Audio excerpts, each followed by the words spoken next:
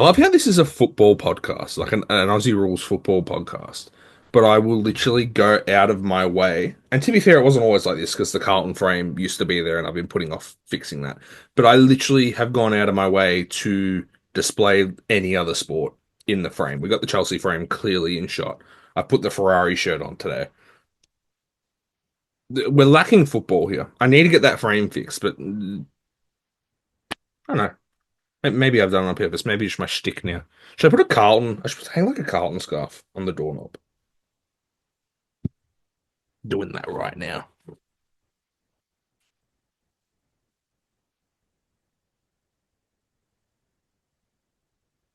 Yeah, how's that?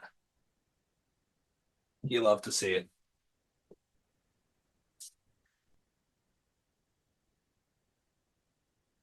Does it add something? I don't know. It's there now. I'm not changing it. Welcome to episode 14 of Footy and Stuff. What are we here to talk about today? Draft. Draft has happened. Lots of draftees coming through the door because that's usually what happens on draft night. So we're going to talk about those. We're going to give every team a grade based on their draft haul. We've also got a little bit of interesting news to touch on. So we're going to start with that. So the big news off the top for today, Tuesday, the 26th of November. I'm going to get this pod done. I'm actually going to try and get it out tonight. But thank God I didn't record this podcast yesterday like I initially planned to, because we would have then had to wait a week to touch on possibly some of the biggest news this year, and that is that this morning, effective immediately, John Longmire has left the Sydney Swans as head coach. Strange timing. Very strange timing. I don't think I've ever seen a coach leave off his own back in November from memory, unless I'm forgetting something hugely prominent. But Longmire's gone. Dean Cox is the new coach of the Swans, effective immediately, which is probably the best case scenario in terms of transition because he's a very prominent member of that coaching staff. So it's going to kind of make it a bit easier to keep things as similar as possible for a team that were contenders this year will continue to contend next year. Longmire was quoted as saying this morning, the week in, week out really does start to wear on you. I need to step back from coaching, and that's very reasonable. I wonder if it's something that he's been thinking about more frequently to this point. I wonder why he's done it now. That's interesting. That's something I'd love to know. I don't know if that's something he said in his presser, actually. That is bad research for me. Should have watched the presser. But yeah, I think you can't really help what kind of effect a job that big has on you. And if he doesn't feel up to it anymore, it'd be more of a disservice to the Swans to keep himself in a role that he's not 100% driven in, if that makes sense. But no, fantastic coach. One of the true great coaches of our modern era. You know, you put him alongside the likes of Chris Scott, Alistair Clarkson, Damien Hardwick as well. And granted, he doesn't have the same team success as those three in terms of premierships won, but he's coached his team to four grand finals, five grand finals. What's the number?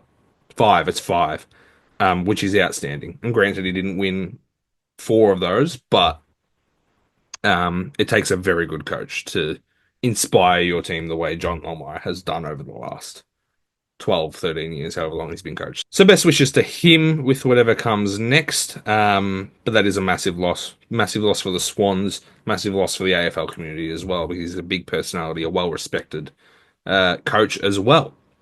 Moving on, we spoke last week about the Gold Coast rebrand. They rebranded their jumper, their away jumper, and their logo. And we did say that there was a St Kilda one coming. I didn't know when. And it happened quite quickly after the pod was released last week. So I'll pop that new logo up on the screen now. Don't have much to say about it. It's very similar, a few different changes, but I like it a lot. I think it's a very good logo, very modern. I like the change that they've made, St Kilda. So good job to them. Not much more to say on that. Post draft, a couple of SSP signings. So Fremantle have snapped up Quinton Narkle, who was delisted by Port Adelaide recently, has also played for Geelong. I think it's a good pickup. Freo, one of those teams that don't have a lot of small forward depth, other than the very good players they have in the team.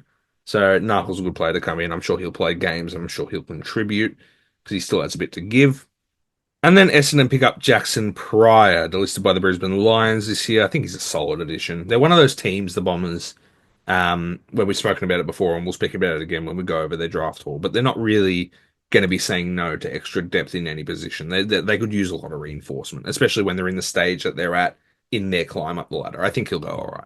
And finally, one more thing worth mentioning before I get into this draft review. I haven't really covered a lot of AFLW on this podcast, but I am a big watcher, a big supporter, and it is something I'm definitely going to transition into down the line when the pod's a bit more established. However, Ebony Marinoff last night won the best and fairest for the league. Well deserved. Probably the most dominant season I've seen a player play in the AFLW. Just unreal. A lot closer than I expected as well. Only beat Ash Riddell by 3 votes in the end. Despite tying the record for the most votes in a season, she did get a bit of a scare there. But yeah, regardless, well deserved, well overdue as well. So I'm sure she will be back up there in the leaderboard next year. But for now, congratulations to you, Noffy. Now, let's get into this draft review. We're going to go through each club one by one, go through the players they picked up, assess how it matched their needs, and give them a grade. Fairly simple. Starting with the Adelaide Crows, they picked up Sid Draper, Tyler Welsh, and then they relisted Harry Schoenberg and Chris Burgess in the rookie draft. Pick 4, they took Sid Draper, probably the most ready-made midfielder in this draft. Fantastic addition. Gives them something that a lot of their midfield lacks. Explosiveness. I think he'll be really important, in my opinion, in their climb back up the ladder. Seems like a ready-made footballer, as I said. Probably my early pick for Rookie of the Year, purely on the basis that I think he's going to play the most football. The potential that Sam Lawler is going to struggle a little bit more in that Tigers side, in spite of the fact that he'll play frequently. And Jagger Smith, there's no certainty that A, he'll come into the Carlton side early enough, and B, he'll be playing the role that Sid Draper will for Adelaide, I suspect. So I'm leaning towards him, but they're the three for sure. We'll talk about the other two later. Tyler Welsh they bring in as a key forward, father son. Can't imagine he's going to play much early on, but he'll certainly benefit from learning alongside the likes of Phil Thorpe, Fogarty, Tex while he's there. And with the losses of Elliot Himmelberg and Lockie Gallant, I think they're definitely not saying no to an injection of a little bit of youth there, in my opinion. Plus, he's a father-son, as I said, so it was kind of a given anyway. But did they fill their needs in this draft? I think the explosive, quick, damaging midfielder is a tick. Obviously, Rankin can play that role. Saligo's a little bit more dynamic, but I think Sid Draper is a different player to anything they have, as I said. I think the key forward depth is another tick, so they did fine with those two national draft picks.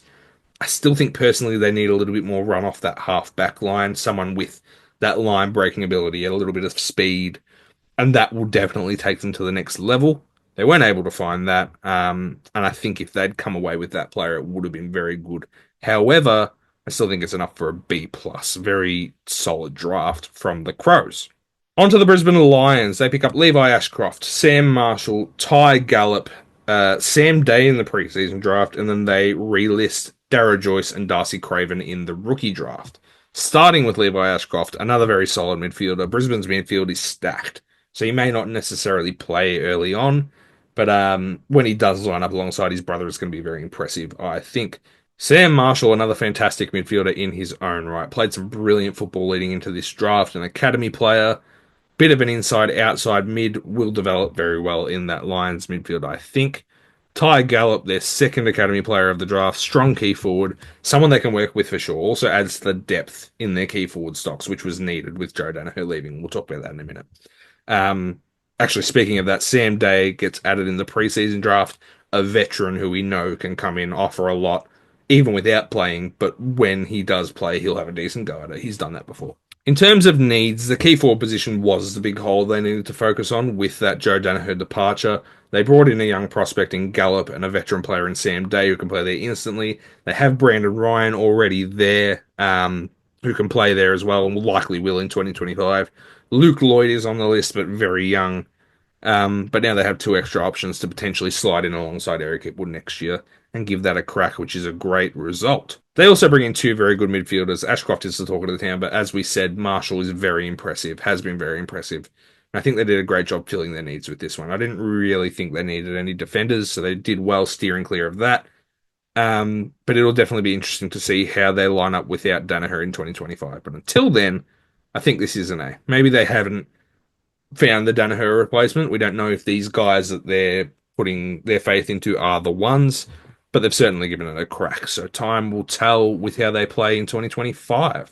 On to Carlton. They pick up Jagger Smith, Harry O'Farrell, Ben Campriali, Lucas Campriali, and Harry Charlson. So five kids in this draft. Pick three, we take Jagger Smith. Really happy with this one. Really happy with this one. Every draft expert, recruiter, and their dog has called this kid the best ball winner in the draft, but he's also very quick, very effective as well by all accounts. Leading into the draft, I was a lot keener on Sid Draper for the reasons we mentioned before. A little bit more ready-made, a little bit more damaging as well, but Jagger was certainly number two out of those three for me, with the third being Finn O'Sullivan. And I was always going to be pleased with either of them for sure. He's going to be outstanding for the Blues. Pick 40, we take Harry O'Farrell, a key defender. We definitely need some young key defensive depth, so that one's a win. A Blues man as well, which is very good. I love that. Some injury history too, apparently. Touch wood, that'll be fine. But yeah, keen to see him develop for sure.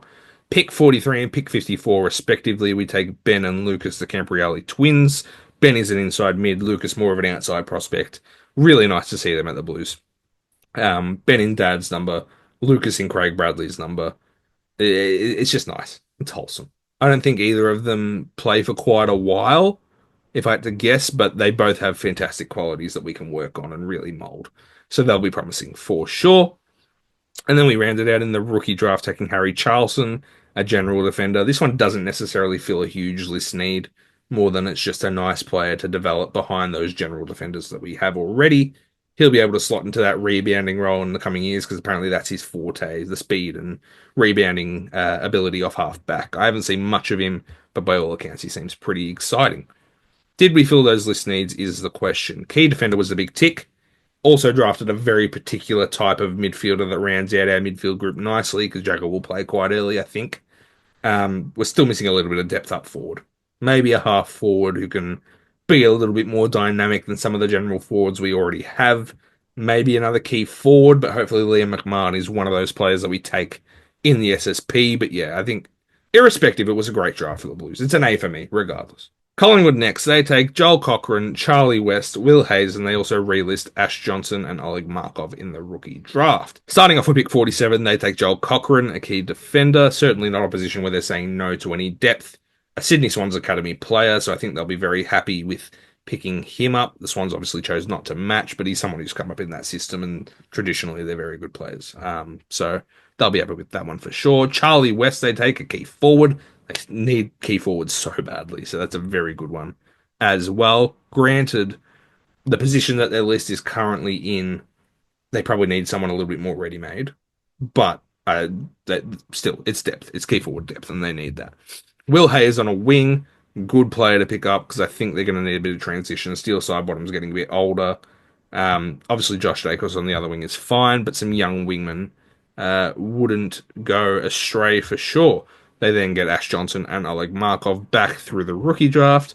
Did they fill this needs? As I said, that key forward role, I think I'd be looking for someone a little bit more ready-made, but they took a wingman, they took a key defender, decent positions. I think overall, nothing outstanding, and it was never going to be. Granted, their first pick came at 47, but it's a B for me overall. On to the Bombers now. A decent list of players here. They take Isaac Kako, Kale Garayan, believe that's how you say it. If you're watching Kale, I'm sorry if that's not how you say it. I hope that's how you say it. Angus Clark, Reese Unwin, Zach Johnson. They take Archer Day Wicks in the rookie draft, and that is it. Starting at pick 13, they take Isaac Kako. Looks to be an outstanding young player. They were entitled to him through their academy. Definitely need a bit of small, so he'll be good for that. Should play quite early as well, so I think he'll be very good. Pick 37, they take Kale Garayan, a strong, athletic key forward slash ruck. I don't think the current rucks really are suited to that forward role. They've played Draper up there at times. I'm sure they've swung Nick Bryan there. They can swing Todd Goldstein there all they want, but he's a proper key forward slash ruck, a little bit quicker, a little bit more athletic than what they've got. So when he finally cracks in, I think he'll be very good in that role, swinging back and forth nicely. Pick 39, they take Angus Clark. I think it was Essendon's list manager, Matt Rosa, potentially, who said that he moves very similar to Mason Redman. And I like that a lot because I think it's something they definitely need more of coming out of their back line. So that's a good pickup as well. Pick 61, they take Reese Unwin, a forward. Then pick 70, they take Zach Johnson, a defender. Couple of very versatile, dynamic players in there at either end will be nice players to develop. Can't really knock either of those selections. And then they rounded out in the rookie draft with Archer Day Wicks, a forward, classy, athletic prospect for them to develop as well. Did they fill their needs? As I've said, I think they kind of need a bit of everything other than midfielders, maybe. And I think they covered the ground very nicely in this draft. They copped a lot of flack coming into this draft for trading away their early pick and kind of covering their bases with that Kako bid to make sure it didn't come too early and coming back into the draft a bit later. But I think they picked up some really good players for the position in the draft that they're in. Um, and as I said, I think they picked up a good spread of players as well. So I think it was a very good draft for them. I'm going to give it an A for the Bombers.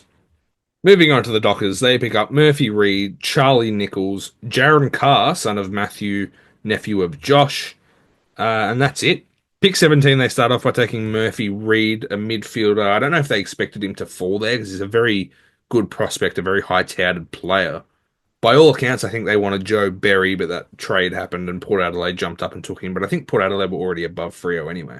So I'm not sure of the ins and outs of that whole situation. But Murphy Reed, I don't know if they actually need him, in my opinion.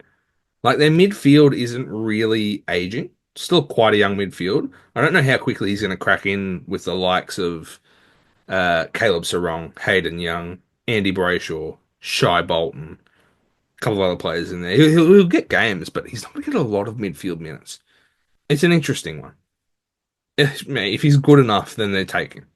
If he's one of the premier mids in this draft class, then they'll be laughing, and I'll be eating my words. But I don't know of all the teams that would take a midfielder if Freo would be the one where I'd go, yeah, they you know what they need.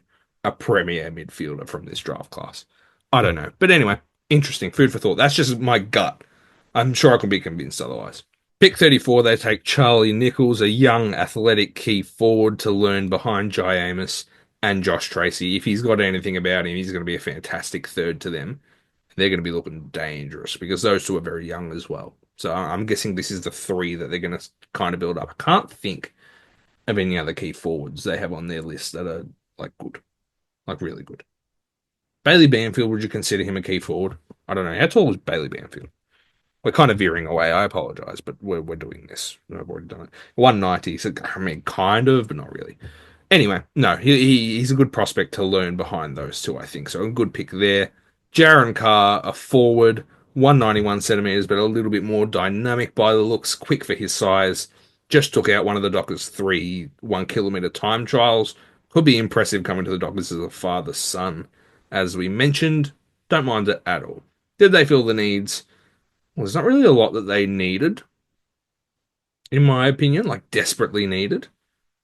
Maybe a little bit more small forward depth, but they got that in Quinton Narkle in the SSP. I still don't know about this Murphy Reed one. I don't know. Like, he's a good player, but could they have looked elsewhere for a little bit more reinforcement? It's interesting. I'm going to give it a C plus. I think it's fine. But as I said, I could probably be convinced that it's better than I actually think it is.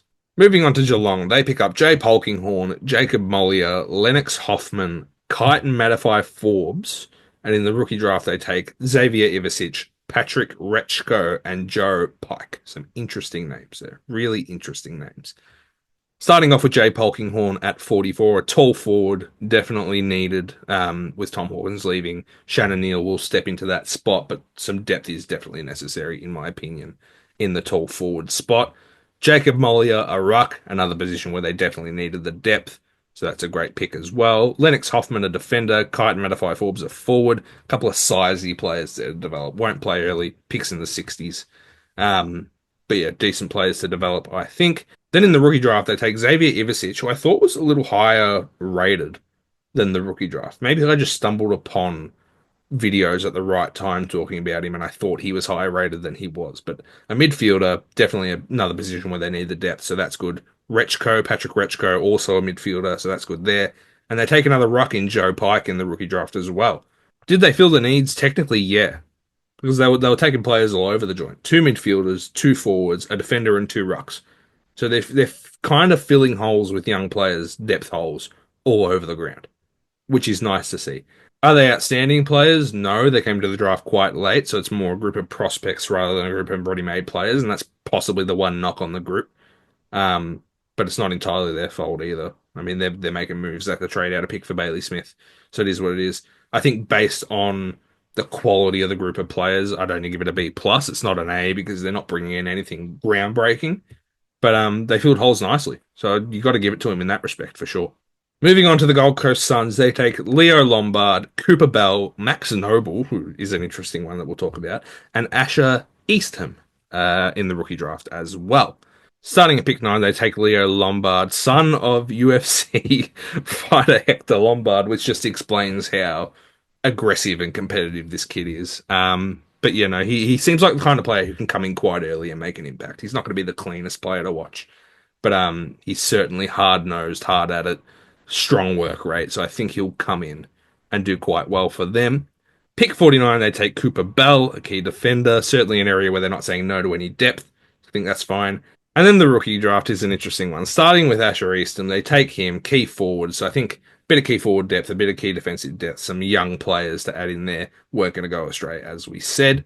Max Noble is the interesting one. So from what I know, and I only realized this today because I think I talked about it on previous pods when I was talking about the delisted players, that Max Noble was delisted by Freo, but they committed to picking him back up again in this rookie draft. And Gold Coast just went, yeah, thank you. I don't know if they had conversations, like heavy conversations with Max or whatnot, but it happens. Game's the game. So they take Max Noble, bit of ruck depth. From my understanding, he was going to be that third to Luke Jackson and Sean Darcy, so that's interesting as well, but what can you do? He's a Gold Coast player now. Fair enough. Did they fill all their needs, the Gold Coast Suns, is the question. I think they're entering a nice spot in their development, Gold Coast, where they don't really need a lot. They're just kind of in a spot where they can develop the players that they have now, and they're going to really jump up the ladder in the next year, 2 years. So Leo Lombard is a great way to round out that midfield. As I said, the key forward, the key defensive depth, nice, especially young players, and then Max Noble comes in as an extra ruck option. It's not bad at all. They didn't really need a lot. So I'm giving it a B. It's a decent enough draft, in my opinion. Moving on to GWS, they take Ollie Hannaford, Harry Oliver, Cody Angove, Jack O, and Logan Smith. And then they take Lockie Keefe, Jacob Weir, and Josh Fay in the rookie draft. So they're all relisted players. Starting pick 18 and 19, they take Ollie Hannaford and Harry Oliver. Hannaford, a utility, can play a bit of everywhere. So a nice player to have, and he's a highly rated prospect as well, so he'll do fine wherever they choose to deploy him. Not sure where that'll be yet, but nice one regardless. Harry Oliver, by all accounts, is a fantastic user of the football coming out of the back line. Very intelligent, very good at reading the play, so that's definitely someone good to have as well. Cody Angove, a mid/forward. They have a lot of good midfielders, a lot of good attacking midfielders as well, so it'll take a bit for him to crack in, I think. But again, good prospect to have. Pick 36, they take Jack O, wing/midfielder, tall, 194 centimeters, has some presence, obviously due to his size, but he's very clean with it for his size by all accounts. Very consistent as well, just not very quick because he's massive. But yeah, a good player to take at that point as well, pretty high rated. And then pick 71, they take Logan Smith, who I believe is an academy player, a ruckman, so a good player to develop behind Kieran Briggs. And then the three relisted players. Did they fill their list needs? I don't actually think they needed a lot. They're another team like that. So I think it was fine. Covered the ground nicely as well. A couple of midfielders, a defender, someone who can play forward, a utility who can play everywhere, a ruckman. So really they covered all areas of the ground pretty nicely. I think it's a B. Right on GWS. Moving on to Hawthorn, they took two players plus the Gunston relisting in the rookie draft. They take Noah Mraz and Cody Anderson. Starting with Mraz at pick 35, a key defender. Did they necessarily need him? Look, their defense is their strongest area by far.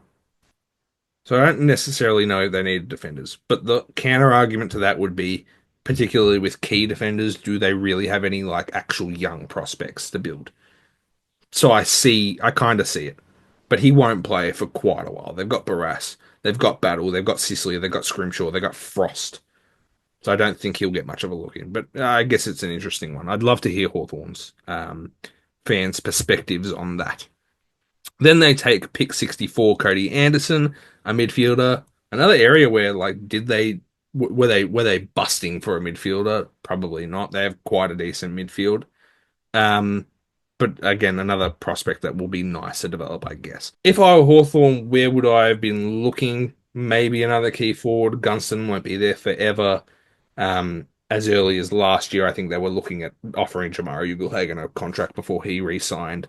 But they've got Chol, Lewis, and Kalshadir, and that's it. And I feel like Chol won't have a lot of time left. They could have used a little bit more depth there, I think. Um, but yeah, it was okay. They took two players. Not neither of them were players that I thought they desperately needed. But time will only tell if they're players that develop into anything. I've given it a C plus overall for Hawthorn. Moving on to Melbourne. They take Harvey Langford, Xavier Lindsay, and Aiden Johnson. Starting with the two midfielders, pick 6 Harvey Langford, pick 11 Xavier Lindsay. I like this a lot for Melbourne. I really do. You start with Langford, that big bull midfielder, very consistent, uses his size to his advantage, great contested player. A player who they don't really have in that build right now, I think. And then you move on to Xavier Lindsay. He's got the ball use, also very consistent, but he's got the versatility, the inside-outside balance. I think he's a very good player as well. And this is purely a transition move. Jack Viney is not getting younger. Clayton Oliver really isn't getting a lot younger as well. And his better days might be behind him. And then Christian Petrarca is an unknown quantity as well now, which I didn't think we'd be saying a year ago. I think he'll be very good this year, to be fair.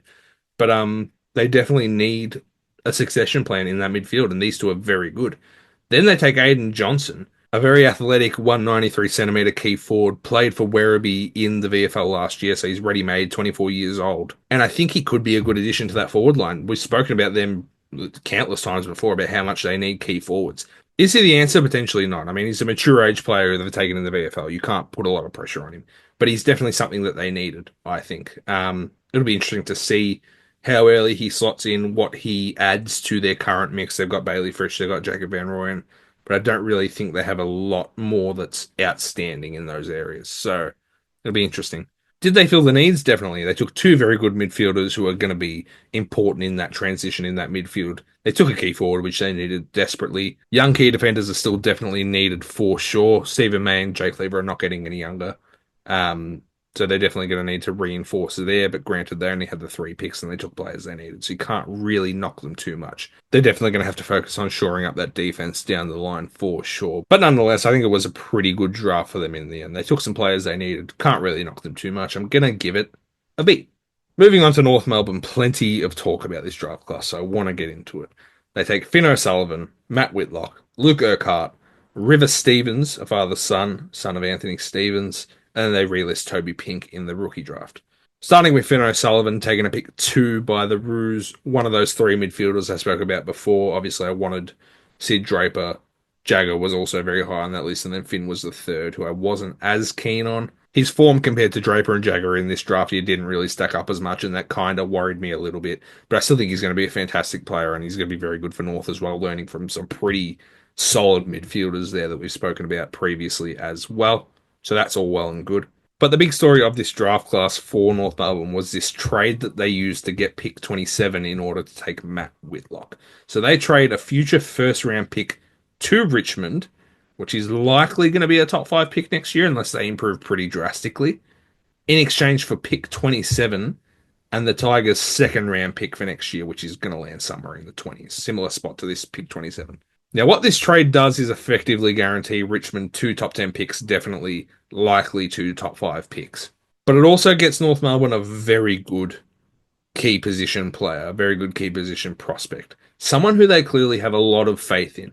What you've got in Whitlock is a very versatile player. Can play key forward, can play key defender. I'm not quite sure where North Melbourne want to play him for now. However, they obviously rate him very highly. And this is the key point I want to touch on here because everyone is up in arms about this trade. And I think North Melbourne have a lot more faith in their list than most of us do. And it's a bit of short-term pain in terms of losing that first round pick, which they don't necessarily think they need, because I think they're in a point now where they're putting their faith into the players they've got now and developing those. And it might take 3 more years. But There's no need to hold on to picks if you have faith in the players that you currently have now. So if they develop these players well and they win a flag in 4 years, 5 years, whatever it is, who cares that they've traded away potentially pick 3, 4 when they've used it to pick up a player who could be very instrumental in what they do in the years to come. That's just my opinion, but I think everyone's overreacting just a little bit on this one. And like, if he turns out to be a bust and they do nothing and they plummet back down the ladder, maybe people can look back and say, should have held on to that pick. Maybe could have gotten another generational talent. Maybe could have changed things. But we're all speaking with so much foresight. Like, just let things happen. See how it works. I digress. Pick 57, they take Luke Urquhart. Don't know a lot about him. Big body midfielder, though, so someone else that can come in there. They got a lot of midfielders. A lot of midfielders. I was talking last week about how nice their midfield looked, not expecting them to take two more midfielders. Like maybe the one, Finn O'Sullivan. But Urquhart, interesting. And then they take River Stevens, a small forward, father son. Don't know how early he'll play, but they definitely need small forward. So that is a good list holder fill as well. They re-list Toby Pink in the rookie draft. Did they fill needs? Again, the mids, I don't know if that's like desperate needs, but they got a versatile tall, which is good. They got a small forward, which is good. I think it was a fine draft for North. I've given it a B. Could have been a little bit better. Could have been a lot worse, for sure. Moving on to Port Adelaide, they pick up Joe Berry, Jack Whitlock, Christian Moraes, and Tom Cochrane. Not Life is a Highway, Tom Cochrane, but a Tom Cochrane nonetheless in the rookie draft they pick up. Um, but anyway, starting with Joe Berry at pick 15, small forward, one of the best small forwards in the draft. I think he was the second highest picked one behind Isaac Kako, of course. But looks very good. Freo wanted him as well, obviously, but Port Adelaide get him. So hopefully he's good for them. Jack Whitlock taken a pick 33, brother of the previously mentioned Matt Whitlock. Every draft ranking I read had Jack higher than Matt, so it's interesting that he went a bit lower, but he's less versatile than his brother, more of just a pure key forward. Another thing that Port Adelaide probably need a bit of depth in, with the departure of Charlie Dixon, with Jeremy Finlayson getting a bit older. It's a nice young player to have in there. And then they pick up Christian Moraes at pick 38, who slid quite a bit as well, a versatile midfielder. Another good player to have. Their midfielders aren't getting younger. Travis Boak's getting older. Ollie Wines is getting older. Granted, it's a very different type of player. But great player to have there as well. And then Cochrane, as I mentioned, a mid slash forward, took him in the rookie draft. Don't really know a lot about him, but another good attacking player to add to their list. I think Port Adelaide did very well here, particularly with filling those list needs. They needed the key forward, they needed the small forward. The versatile midfielder is one that they're looking ahead with a bit, but he's a fantastic player who slid, as I said. I think they did really well here. I'm giving it an A. I think it's a very good draft haul for Port. Yeah, well done to them. Moving on to Richmond, the big one. Lots of picks here. 8 national draft selections, no rookie draft picks, but a lot of players high up in the order. They start off with Sam Lawler at pick 1. They then go on to Josh Smiley, Taj Houghton, Jonty Fowle, Luke Trainer, Harry Armstrong, Tom Sims, and Jasper Alger. Starting with pick 1, Sam Lawler. Really exciting. Every comparison I've seen, obviously, and they keep talking about it because Dusty's just left, is that he's very similar to Dustin Martin. So it's going to be very interesting to see how Richmond use him, but he will play a lot of games this year because they are a very young team. And it's going to be fun. I think he's going to be very exciting. So we'll see how quickly he lives up to this pick 1 tag that is attached to him. But yeah, pick 7, they take Josh Smiley, that big bodied midfielder, 195 centimeters. He's a great kick, very good contested player, very versatile as well. He said on draft night that his role model was Patrick Cripps. So if he plays anything like that guy, they got a good player on their hands, the Tigers. I would very much love a nice welcome to the league moment in round 1, though, if he plays. Just Patrick just bodying him for the entire game. Would be great. Taj Houghton comes in at pick 12, a smaller midfielder, a lot cleaner with it, more agile. Brother of Ollie Houghton, who was listed by St Kilda this year. But yeah, he's going to be a good prospect. Was affected by an ACL injury a year ago, but his form this year was very good by all accounts. They're building a midfield that's going to be there for 15 years here with these first 3 picks. Lawler, Smiley, Houghton. It's a good mix there for sure.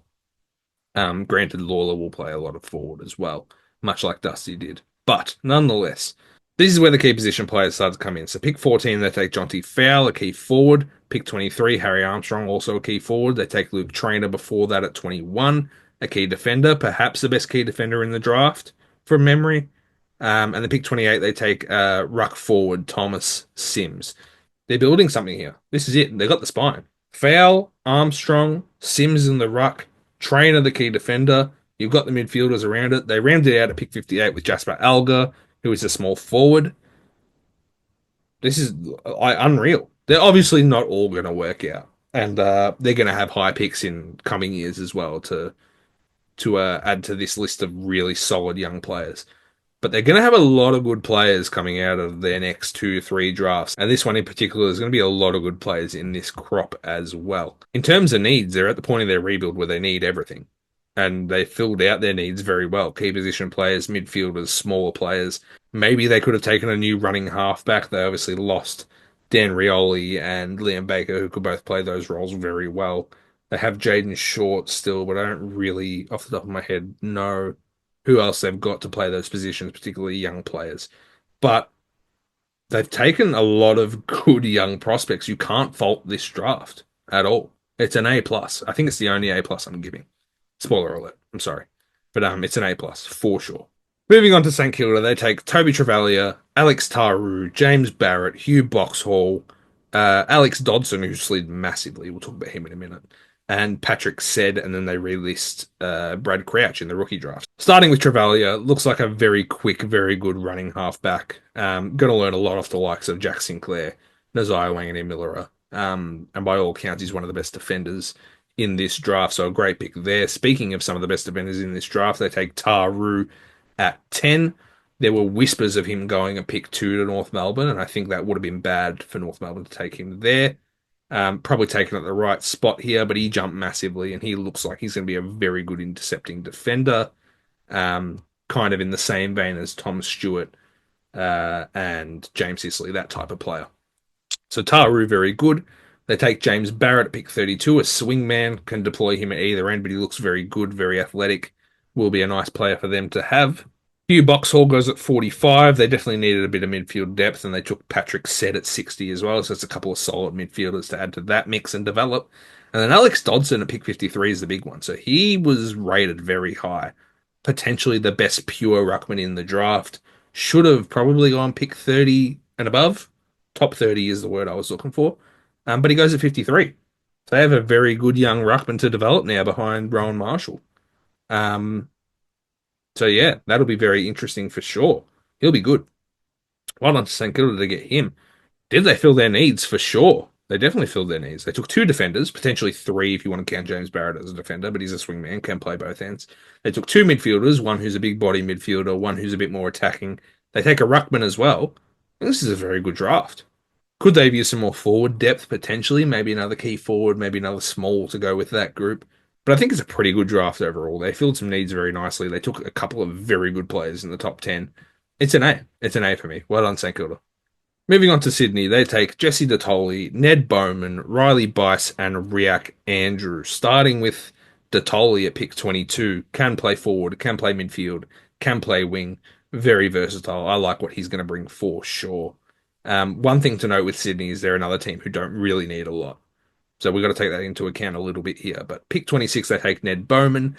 A little bit bigger than Detoli, but still very athletic. He's going to be very good for them as well. Climbed up the order a lot, so they obviously rate him pretty highly. Pick 41, they take Riley Bice, a mature age player from Werribee in the VFL. 24 years of age. Looks like a very solid halfback flank. Good kick, very versatile, bit of speed. We'll be learning off some very good players as well. He's got Nick Blakey next to him, Ollie Florent, Jake Lloyd is there as well. So I think he will do all right. And then pick 55, they take Riak Andrew, brother of Mac Andrew, a key defender. Probably decent depth there for them as well. Did they fill their list needs? As I said, I think Sydney are one of those teams that I don't really think they need a lot. They took a versatile forward/mid and another forward, couple of defenders. If anything, I'd argue maybe they need another key forward. Because they pretty much play all their key forwards right now. They play Hayden McLean, Logan McDonald, and Joel Marty, and someone to develop behind them would be nice. I think Jack Buller is there as well, to be fair. He's probably the only one that doesn't play, though.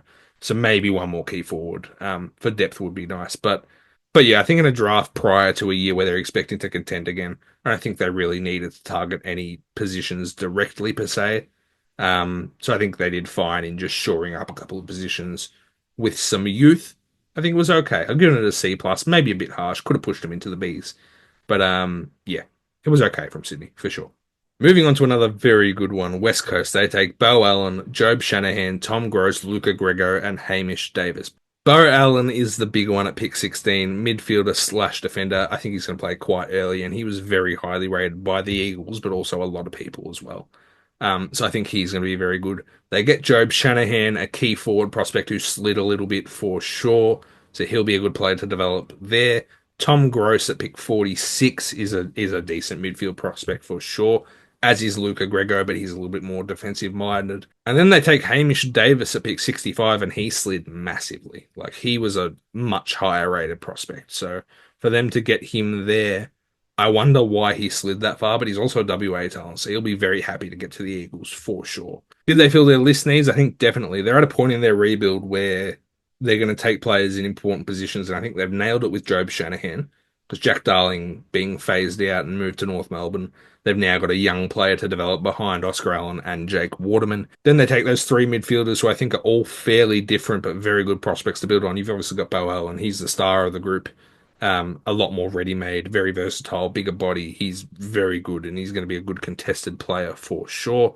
Tom Gross has that attacking side to his game, and then Luca Grego is that more defensive-minded but smaller midfielder, a bit of grunt about him. So I like that group for sure. And then they bring in Hamish Davis, who, as we said, they shouldn't have gotten him at the point that they did. So he's going to be very good as well up forward, I think. I'm going to give it an A. I think it was outstanding. Very good from the Eagles, especially considering a little bit like what I said with Essendon. The spot that they put themselves in coming into the draft was a little bit criticised, giving up that pick three and coming in at 16 and not having perhaps as good of a draft hand as we might have thought. They picked up some very good players. I think Allen, Shanahan, and Davis in particular, I like a lot. And then Gross and Grego will be good prospects to develop as well. I think they did very well. And finally, we rounded out with the Western Bulldogs. They take Cooper Hines, Lockie Jakes, Josh Dolan, Sam Davidson, Luke Kennedy. Those are the five. Starting with Cooper Hines, pick 20, midfielder. If he plays early, he could certainly play a role off half forward, given he'd definitely be on limited midfield minutes, but he looks like he's going to be a very good player for the future for them, with his attacking ability out of midfield. Lockie Jake's a dashing half-back, a little bit bigger than Caleb Daniel, who they've obviously gotten rid of, but fairly similar to Bailey Dale, and he's going to actually learn really well off him, I think, playing in the same team. So that's a good move for them as well, because they probably needed to replenish there. Josh Dolan, a small forward, they're not going to say no to extra smalls. It's not really an area they have a lot of depth in either. Sam Davidson, a small forward as well. He's a mature ager, though, 25 years of age. He's someone who could come in and make an impact depending on how early he plays, so I like that move as well. And then Luke Kennedy at pick 62, very clean, very good user of the footy, someone nice to develop as well in a group of very good midfielders, so he'll be learning off the best, for sure. Did they fill those needs? Took a couple of young midfielders, which I think is a big tick because their midfield is getting on a little bit. Libba's not getting young. Bont isn't getting young either. Treloar isn't getting young. But they've certainly got a couple of very good years ahead of them, so it's time to transition a little bit. So I think those are good picks. I said Lockie Jakes already was a very good pick. They need to replenish half back. Couple of very good depth small forwards. I think they did well. I'm going to give it a B plus. I don't think short term wise they desperately needed to fill any positions, but they did well in creating a little bit more depth up forward and in the midfield and ensuring a little bit of transition in a couple of those important positions. So I think they did pretty well.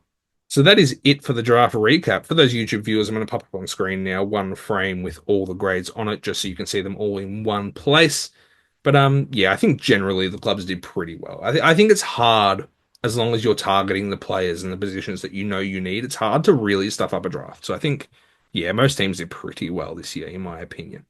Looking ahead to next week, we're going to start to move a little bit into the prediction sphere. And I'm not talking season predictions, those will come next year, obviously. But we're going to have a look at your team's most likely surprise All-Australian in 2024. Something a little bit fun. There's going to be more content like that heading into December and moving into the new year. So that is what we're going to do next week. But until then, that is it. Please like, subscribe, Comment your suggestions as always. Social links are in the description. If you're on audio platforms, please give us a follow and a rating because those help. Thank you for watching. Thank you for listening. And until next week, I will see you later.